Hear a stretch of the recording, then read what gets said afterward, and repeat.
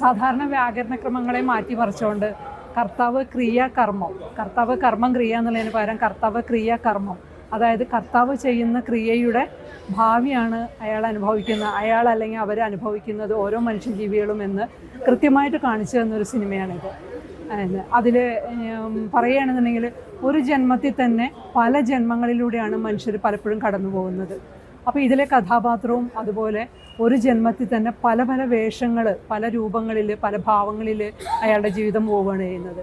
പക്ഷെ അതിൽ നന്മയുള്ള കാര്യങ്ങളിൽ നന്മ കിട്ടും എന്ന പോലെ തന്നെ തിന്മയിലേക്ക് തിന്മ കിട്ടുമെന്ന് പറയുന്ന ഒരു ഭാരതീയ തത്വസംഹിതയിൽ തന്നെ അടിയുറച്ച് നിന്നുകൊണ്ടാണ് ഈ കഥാപാത്രത്തെ മുമ്പോട്ട് കൊണ്ടുപോകുന്നത്.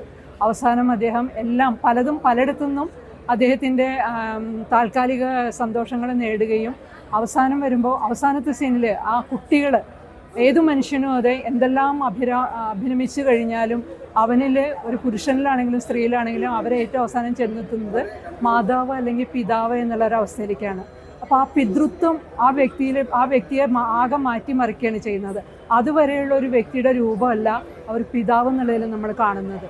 മേ ബി അതിൻ്റെ ഒരു നിരാശയായിരിക്കാം, ജീവിതം ഇങ്ങനെ തൻ്റെ കുട്ടികൾക്ക് വേണ്ടി ഉപയോഗിക്കാൻ പറ്റാതെ വന്നതിൻ്റെ ഒരു നിരാശ കൊണ്ടായിരിക്കാം അദ്ദേഹം അവസാനം ആത്മഹത്യയിൽ അഭയം തേടുന്നത്.